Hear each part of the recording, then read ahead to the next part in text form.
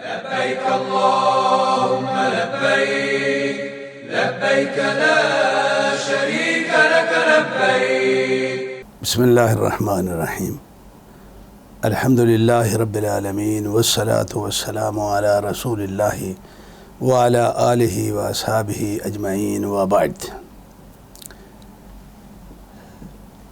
اللہ رب العالمین کی انسان پہ اتنی رحمتیں ہیں اور اتنی بڑی بڑی رحمتیں ہیں کہ انسان اس کا اندازہ نہیں کر سکتا.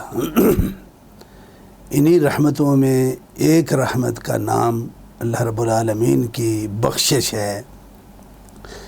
انسان زندگی میں جتنے بھی گناہ کرے، جتنی بھی اللہ کی نافرمانیاں کرے، جتنے بڑے بڑے ظلم ڈھا بیٹھے، اللہ رب العالمین نے اس سب کی بخشش کا انتظام فرمایا ہوا.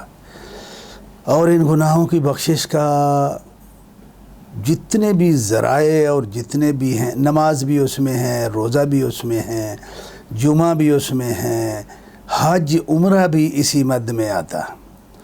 تو حجاج کرام کے لیے میں ایک بڑا انتہائی مختصر میسج، پیغام جو ہے وہ میں دینا چاہتا ہوں کہ جہاں تک حج کرنے کا طریقہ ہے وہ تو آپ کو وہاں پہ ساری سہولتیں میسر ہوں گی، اس میں تو کوئی لمبی چوڑی بات کرنے کی ضرورت نہیں ہے.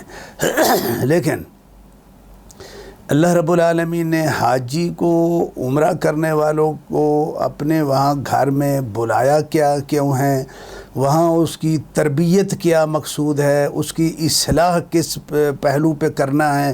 میں یہ تربیتی اور اصلاحی پہلو جو ہے اس کی نشاندہی بڑے ہی مختصر انداز میں کر دیتا ہوں، اور حجاج سے یہ گزارش ہے کہ وہ اس کو بڑی سنجیدگی سے ان چیزوں پہ وہاں پہ توجہ دیں. سب سے پہلی بات یہ ہے کہ دیکھیے، جب آپ احرام باندھ لیتے ہیں تو تلبیہ پڑھتے ہیں. تلبیہ لبیک کے لفظ سے شروع ہوتا ہے. لبیک عربی زبان کا لفظ ہے، اور یہ بولا ہی تب جاتا ہے جب کسی سے کوئی قربانی مانگی جائے اور وہ ہر طرح کی قربانی دینے کے لیے مکمل طور پہ تیار ہو، اور وہ عہد کرے اور اعلان کرے کہ ہاں جی بالکل میں یہ جو بھی قربانی مجھ سے مانگی جائے گی میں دوں گا. اس کو لبیک کہتے ہیں. یعنی لبیک کہنے کا مطلب یہ ہے کہ حاجی یہ اقرار کر رہا ہے کہ اے اللہ رب العالمین، مجھ سے ساری زندگی سے پہلے جتنی غلطیاں کوتاہیاں ہو گئیں وہ تجھے معاف فرما دے. آئندہ میں تیرے ساتھ یہ عہد کر رہا ہوں کہ میں تیرے دین کی پوری پابندی کروں گا. تو یہ لبیک کا جو ہے یہ معنی ہے. ایک تو اس عہد کو جو ہے وہ آپ جو اللہ سے کر رہے ہیں، اللہ نے عہد کرا کہ آپ کو حج کا پروسیس جو ہے وہ شروع کرایا ہے، تو اس کو کبھی بھولنا نہیں واپسی پہ، اور یاد رکھنا ہے زندگی بھر. اس کے بعد اللہ رب العالمین نے تلبیہ کے اندر ہی لا شریک لک، اس کا عہد یعنی بندے کی پوزیشن کلیئر کرا کے اللہ رب العالمین اس کو اپنے گھر بلا رہے ہیں. وہاں پہ حج اور عمرے کے لیے جو ہے اجازت دے رہے ہیں کہ وہ اپنی یہ پوزیشن کلیئر کرے کہ وہ اللہ کے ساتھ کسی کو شریک نہیں سمجھتا ہے.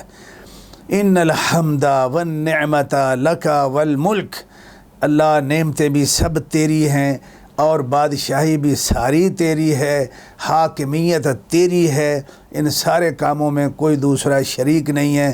یہ میرا عقیدہ ہے اور میں اپنا یہ عقیدہ کلیئر کر کے میں آ رہا ہوں. یہ لبیک کا معنی ہے.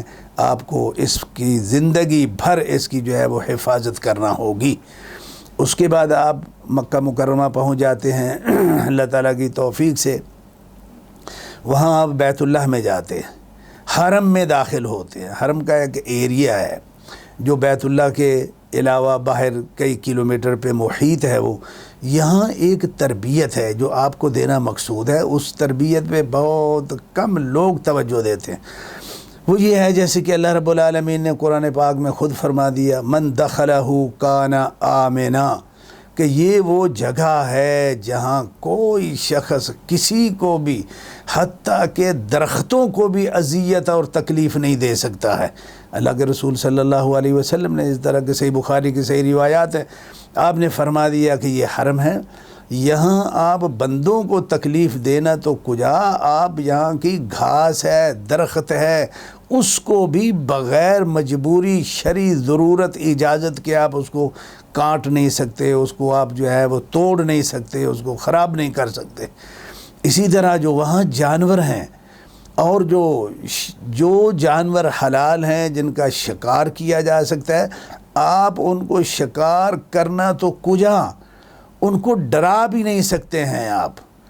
یہ اللہ رب العالمین نے یہ اس جگہ کا یہ ایک فیض رکھا ہوا ہے، جس کے لیے ہم وہاں جاتے ہیں اور یہ سیکھنے کے لیے جاتے ہیں۔ تو جو آدمی حج بھی کر آیا، عمرہ بھی اس نے کر لیا، واپس اپنے ملک آیا، اپنے عوام میں، معاشرے میں رہا، لیکن پھر وہی خوف و ہراس ہے، وہی دہشت گردی ہے، وہی لوگوں کے ساتھ جو ہے وہ ظلم ہے اور زیادتی ہے، تو بھائی یہ وہاں سے کیا لے کے آیا ہے یہ بندہ؟ اس کو کچھ بھی حاصل نہیں ہوا۔ وہاں تو اللہ یہ بتانے کے لیے کہ دیکھو امن اس کو کہتے ہیں، امن یہ چیز ہے کہ آپ کسی پرندے کو، کسی درخت کو بھی چھیڑ نہیں سکتے ہیں۔ تو بہرحال حاجی صاحب، حجاج کرام اور معتمرین، عمرہ کرنے والے لوگ جب حرم میں جائیں تو یہ سبق سیکھ کے آئیں، یہ سبق پڑھ کے آئیں، اور پھر زندگی بھر اس پہ جو ہے وہ عمل کریں۔ واپس آ کے بھی ان کا یہ کہ جی میں حج کر کے آیا ہوں، وہاں سے میں یہ سیکھ کے آیا ہوں کہ میں نے اب کسی کو تکلیف نہیں دینا، پریشانی نہیں دینی، کسی کا نقصان نہیں کرنا، کسی کو خوف و ہراس میں مبتلا نہیں کرنا، بلکہ میں نے تو جو پریشان حال ہیں ان کی پریشانیوں کا حل کرنا ہے، میں نے ان کو امن دینا ہے، میں نے ان کو۔ یہ سبق ہے میرے بھائیوں، جو وہاں سے اللہ رب العالمین اس تربیت کے لیے ہمیں وہاں بلاتے ہیں، اور یہ سیکھ کے وہاں سے آنا ہوتا ہے۔ اس کے بعد بیت اللہ کا آپ جو ہے وہ طواف کریں گے۔ بیت اللہ کے بارے میں آپ ایک بات ذہن میں رکھیے، اللہ کی نعمت کو۔ اللہ کے رسول صلی اللہ علیہ وسلم نے فرمایا کہ جہاں یہ بیت اللہ ہے، اس کے بالکل اوپر سیدھا آسمان پہ بھی فرشتوں کا ایک بیت اللہ ہے، جس کو بیت معمور کہتے ہیں۔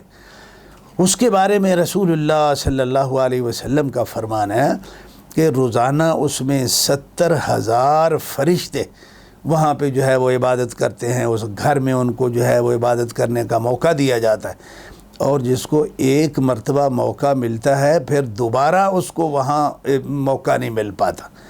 تو بھائیو، آپ اس بات پہ بڑی اس نعمت کو آپ پہچانیں، اللہ کے احسانات کو کی قدر بھی کریں، اس کی مقدار کو بھی جانیں کہ کتنے بڑے احسانات ہیں، کہ یہاں ہم جاتے ہیں، ہم سارا دن رات کو بھی کئی دن ساری عمر بھی بیت اللہ میں بیٹھے رہیں تو ہمیں کو وہاں سے اٹھانے والا نہیں ہے، ہمیں اجازت ہے، یہ ہمیں شرف حاصل ہے کہ ہم اپنے اللہ کے گھر میں کتنا بیٹھنا چاہتے ہیں، کتنی دیر بیٹھ کے وقت گزارنا چاہتے ہیں۔ تو اس لیے آپ جب وہاں مکہ مکرمہ میں تشریف فرما ہوں تو زیادہ سے زیادہ وقت اس نعمت کی قدر کرتے ہوئے اللہ کے گھر میں گزارنے کی کوشش کیجئے۔ قرآن پاک پڑھیے، نوافل پڑھیے، اور طواف کیجئے جتنا کر سکتے ہیں آپ۔ یہ فیض ہے وہاں کا جو آپ نے لے کے آنا۔ آگے اللہ کے رسول صلی اللہ علیہ وسلم کے فرمان کے مطابق، اور قرآن پاک میں ہے کہ اللہ رب العالمین نے اس میں نشانیاں رکھی ہوئی ہیں، آیات بینات، یہ بیت اللہ میں، اور انہی میں سے ایک ہے مقام ابراہیم۔ مقام ابراہیم ایک پتھر ہے جو بیت اللہ کے ساتھ ہی تھوڑے سے فاصلے پہ ایک نصب ہے، ایک جگہ پہ عام لوگ دیکھتے ہیں اس کو، اور اس پتھر کے اندر پاؤں کے نشانات لگے ہوئے ہیں۔ یہ کیا چیز ہے؟ یہاں بھائیوں بہت بڑا فیض منسلک ہے یہاں اس مقام ابراہیم کے ساتھ۔ ہم تو صرف دیکھ دا کے یا کسی کا بس چلے تو وہ ذرا بوسہ لے لیتے ہیں، وہ جو بنا ہوا ہے پیتل کا، اس کا فریم جو بنا ہوا ہے، تو اسی کو ہاتھ لگا کے خوش ہوتے رہتے ہیں۔ لیکن بات یہ ہے کہ یہ مقام ابراہیم کیا ہے؟ مقام ابراہیم یہ وہ پتھر ہے جس پتھر پہ کھڑے ہو کے ابراہیم علیہ السلام اللہ کے گھر کی تعمیر کیا کرتے تھے۔ اور یہ جو نشان پڑے ہوئے ہیں، یہ کوئی ابراہیم علیہ السلام کے وزن کی وجہ سے نہیں ہے، اور نہ یہ کوئی گارے کا جو ہے نا کوئی تھی کہ جہاں کھڑے ہوئے تو پاؤں جو ہے وہ دھنس گئے، نہیں، یہ پتھر تھا جس پہ نشانات نہیں تھے، یہ اللہ رب العالمین نے ڈال دیے اس پہ، اور اس پتھر کو اپنے اس گھر کے ساتھ ہی منسلک کر دیا، جب تک یہ گھر ہے تب تک یہ پتھر بھی ہے۔ اور یہاں فیض ہے ایک، فیض یہ ہے کہ آپ دیکھیں رب العالمین نے اپنے گھر کو تعمیر کرنے والے آدمی جس پتھر پہ کھڑے ہو کے تعمیر کیا اس کی کتنی عزت کی ہے، اور جو تعمیر کر رہا ہے کرتا رہا اس کی عزت اللہ رب العالمین کے ہاں جو ہے وہ کتنی ہوگی۔ لہذا یہاں سے آپ نے مساجد کی تعمیر، مساجد کی آبادی، مساجد کے ساتھ پیار، مساجد کے ساتھ محبت اور عقیدت، یہ جذبات، یہ فیض آپ نے مقام ابراہیم سے سیکھ کے تو واپس آنا ہے۔ آپ پوری مسجد نہیں بنا سکتے، جہاں بن رہی ہے وہاں حصہ ڈال دیجئے، پیسے نہیں ہیں دعا کر دیجئے، ہنس کے مسکراہٹ کے ساتھ خوشی کے ساتھ جو ہے وہ دیکھ ہی لیجئے کہ الحمدللہ یہ میرے اللہ کا گھر تعمیر ہو رہا ہے۔ پیار اور محبت کے جذبات کا اظہار ہی کر دیجئے، یہ سیکھ کے آنا ہے وہاں سے آپ نے۔ اس کے بعد زمزم بھی ہے اور صفا اور مروہ کی سعی بھی ہے۔ بھائیو یہاں پہ ایک انسانی تاریخ کا ایک بہت بڑی ایک داستان ان کے ساتھ منسلک ہے۔ صحیح بخاری کی روایت ہے، اللہ کے رسول صلی اللہ علیہ وسلم نے بیان فرمایا کہ اللہ تعالیٰ نے ابراہیم علیہ السلام کو حکم دیا کہ وہ اپنے بیٹے کو اور بیوی ہاجر کو یہاں مکہ میں اس جگہ پہ چھوڑ دیں۔ انہوں نے اللہ کے حکم کے مطابق اپنے بیٹے کو بھی اپنی بیوی ہاجر کو بھی لیا، اور جس جگہ پہ اس وقت بیت اللہ ہے یہاں پہ ان کو لا کے چھوڑ دیا، بٹھا دیا، کچھ کھجوریں تھی، کچھ پانی تھی وہ دیا، اور انہوں نے کہا کہ آپ یہاں رہنا ہے آپ نے اور میں جا رہا ہوں۔ اس وقت اس جگہ کی پوزیشن یہ تھی کہ جہاں نہ کوئی پانی، نہ کوئی بندہ، نہ کوئی رہائش، نہ کوئی گزرنے والا، کچھ نہیں تھا۔ جب انہوں نے اپنی بیوی کو کہا کہ آپ نے یہیں رہنا ہے، میں جا رہا ہوں، بہت ان کے لیے بڑی ایک تعجب والی بات تھی، پریشانی والی بات تھی کہ میں اور یہ بیٹا ہم یہاں رہیں گے، کوئی بندہ نہیں ہے، کوئی بشر نہیں ہے، کوئی جانور نہیں ہے، یہ کوئی بات ہے کرنے والی۔ تو انہوں نے ابراہیم سے وہ پوچھتی رہیں، آپ چل پڑے، دیکھ ہی نہیں رہے ہیں، پیچھے بات سن ہی نہیں رہے ہیں۔ وہ کہہ رہی ہیں کہ ابراہیم کوئی بات ہے یہ کرنے والی کہ آپ ہمیں یہاں تترکنا فی ھذا الوادی الذی لیس فیہ انیس ولا شیء، ایسی جگہ پہ چھوڑ کے جا رہے ہیں جہاں ہمارے ماں بیٹے کے علاوہ کوئی اور بستا ہی نہیں ہے۔ وہ کوئی جواب نہیں دے رہے ہیں۔ آخر انہوں نے پوچھا اللہ امرک بھذا، ابراہیم یہ اللہ کا حکم ہے یا آپ اپنی مرضی سے کر رہے ہیں؟ انہوں نے کہا یہ اللہ کا حکم ہے۔ یہاں پہ بھائیوں، مومنوں، مسلمانوں، اللہ اکبر، توکل کس کو کہتے ہیں، اللہ پہ اعتبار کس کو کہتے ہیں، اللہ پہ یقین کس چیز کا نام ہے، اللہ پہ مان کس چیز کا نام ہے، سیکھو، یہ سیکھنے کے لیے اللہ نے ہمیں وہاں بلایا ہے۔ تو پھر وہ کہتی ہے، جب انہوں نے سنا کہ یہ اللہ کا حکم ہے تو وہ کہتی ہیں اذن لا یضیعنا، تو پھر ٹھیک ہے ابراہیم آپ جائیے، اللہ ہمیں ضائع نہیں کرے گا، ہم اللہ کی سپرد ہیں، اب اللہ ہمارا حافظ محافظ ہے۔ یہ تعلق ہے اللہ کے ساتھ بندے کا، جو تعلق اللہ کو پسند ہے۔ اللہ چاہتا ہے کہ ہر بندے کا میرے ساتھ ایسا ہی تعلق ہو، اتنا ہی یقین ہو، اتنا ہی مان ہو میرے ساتھ، اتنا ہی اعتبار ہو مجھ پہ۔ تو بھائی یہ داستان ہے وہاں کی، تو یہ یقین آپ سیکھ کے آئیں وہاں سے، یہ فیض ہے وہاں کا، یہی تو فیوز ہیں جو لینے والے ہوتے ہیں۔ تو یہ فیض لے کے آئیں وہاں پہ، یہ درس لیں، سبق لیں کہ ٹھیک ہے میں بھی اپنی زندگی میں، اپنے ہر معاملہ میں اپنے اللہ پہ اعتبار اور یقین اتنا ہی پیدا کرنے کی کوشش کروں گا۔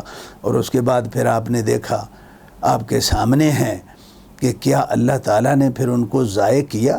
قطعاً نہیں کیا۔ کھجوریں ختم ہو گئیں، پانی ختم ہو گئے، بچے کی زندگی کا مسئلہ ہے، ماں کی زندگی کا مسئلہ ہے، اور یہ سب کچھ دیکھ کے ایک ماں کا بچے کو دیکھ کے ایسی حالت میں تڑپ جانا، یہ ایک انسانی فطرت ہے۔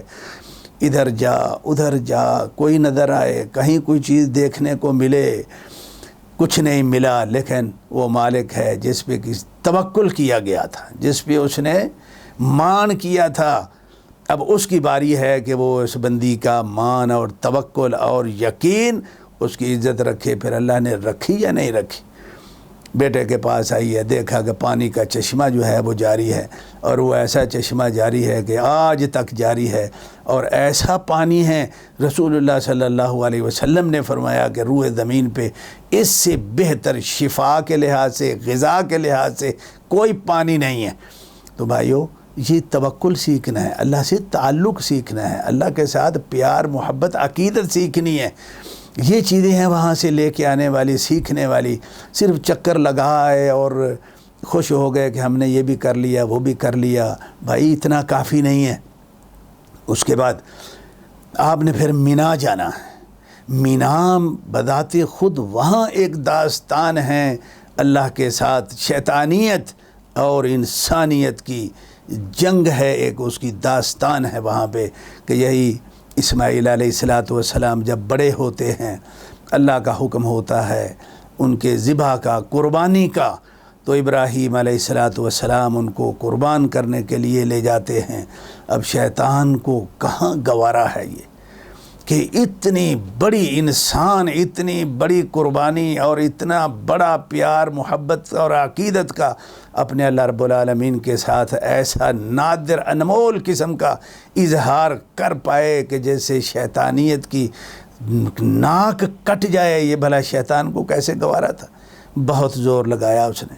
کبھی ماں کے پاس آتا ہے، کبھی کچھ کرتا ہے، کبھی اس کی اماں کو بہکاتا ہے، اماں وہ بیٹے کو ذبح کرنے کے لیے جا رہا ہے، ممتا کے جذبات جو ہیں ان کو بھڑکاتا ہے۔ یہ ایک جنگ ہوئی، بہت کچھ شیطان نے وہاں پہ کیا، لیکن جو اللہ والے ہوتے ہیں وہ اللہ کو رکھتے ہیں، شیطان کو نہیں رکھتے۔ اخیر ابراہیم علیہ السلام نے وہی کچھ کیا جو اللہ نے فرمایا۔ اللہ والے یہاں جیت گئے اور شیطان ہار گیا۔ میرے بھائیو، یہی سبق وہاں سے لے کے آنا ہے، یہ تربیت وہاں سے لے کے آنی ہے۔ یہ نہیں کہ جیسے گئے تھے سود کھاتے، رشوت کرتے، جھوٹ بولتے، ڈاکے مارتے، یہ کرتے وہ کرتے، ظلم زیادتی کرتے، اور عقیدہ یہ رکھ لیا گیا میں نے جڑے نا حج کر لیا پچھلے تو بخشے گئے نہ گو، میں نویں سرے شروع ہونے لگا۔ بھائی یہ کیسی عقل ہے؟ یہ شریعت کا یہ فہم نہیں ہے۔ یہاں آپ کو بدل کے آنا ہے پھر۔ اور جو شیطان کو 3 دن کنکریاں جو ماری جاتی ہیں وہ یہی اظہار ہے، یہی تربیت ہے، یاد دہانی ہے اللہ کی طرف سے کہ اے بندے، جب بھی تجھے واپسی پہ شیطان کسی گناہ پہ آمادہ کرے تو جس طرح تو یہاں کنکری مار رہا ہے اسی طرح اس کو وہاں بھی کنکری مار کے دھتکار دینا ہے اور رب کائنات کی اطاعت کا بھرم رکھنا ہے، شیطان کا نہیں۔ تو یہ مینا کا فیض ہے جو آپ نے لے کے آنا ہے وہاں سے۔ اگر یہ کچھ بھی نہیں لے کے آئے تو آپ کیا لے کے آئے ہیں؟ اسی طرح عرفات میں جب آپ جائیں گے، عرفات کا میدان ایسا میدان ہے جس کے ساتھ انسانی تاریخ کی سب سے قدیم داستان جو اس کے ساتھ جو ہے وہ وابستہ ہے۔ اللہ کے رسول صلی اللہ علیہ وسلم کے فرمان کے مطابق صحیح مسند احمد کی صحیح روایت ہے، آپ نے فرمایا، قرآن پاک میں اس کا تذکرہ موجود ہے، وَإِذْ أَخَذَ رَبُّكَ مِن بَنِي آدَمَ مِن ظُهُورِهِمْ، کہ اللہ رب العالمین نے بنو آدم سے جتنے بھی انسان پیدا کرنے تھے ان سب کی روحوں کو اکٹھا کیا اور ان سے عہد لیا، أَلَسْتُ بِرَبِّكُمْ، کیا میں ہی تمہارا رب نہیں ہوں؟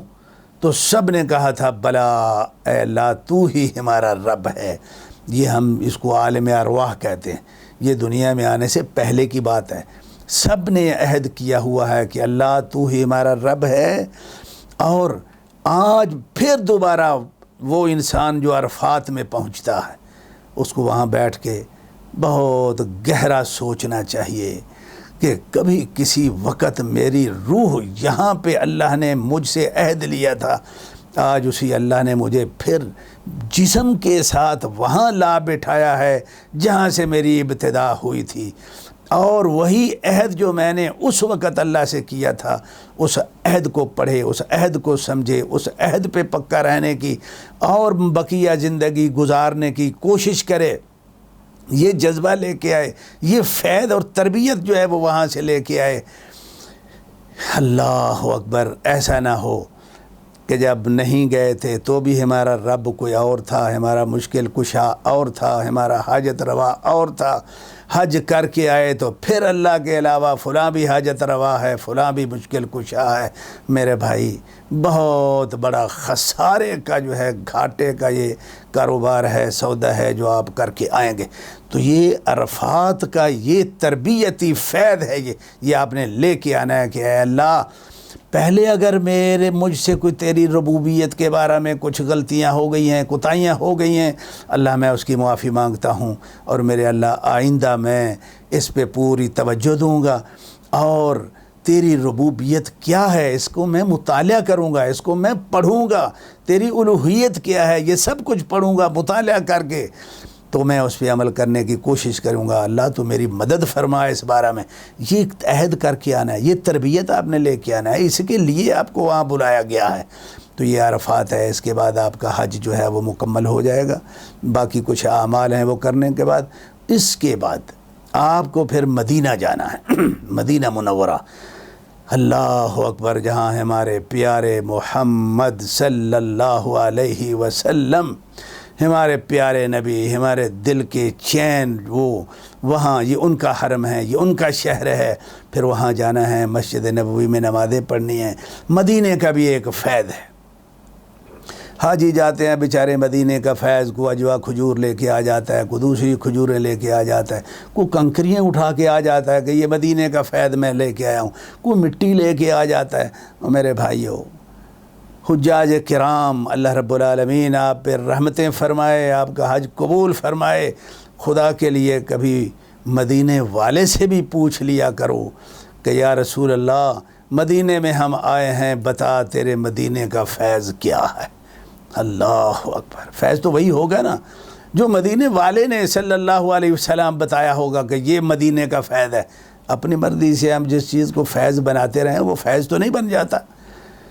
تو صحیح مسلم کی روایت کے مطابق محمد الرسول اللہ صلی اللہ علیہ وسلم نے مدینے کا فیض جو بتایا ہے وہ اس طرح بتایا ہے، آپ نے فرمایا ان المدینۃ حرم، سن لو مدینہ حرم ہے، من احدث فیہا حدثا، مدینے میں اگر کسی نے آ کے دین میں بدعت ایجاد کی، سنت کے مقابلہ میں بدعت کو جو ہے وہ ایجاد کیا، او آوا محدثاً، یا بدعتی کو یہاں پہ ٹھکانہ دیا، فعلیہ لعنت اللہ والملائکۃ والناس اجمعین، اس پہ اللہ کی لعنت ہے، فرشتوں کی لعنت ہے، تمام لوگوں کی لعنت ہے۔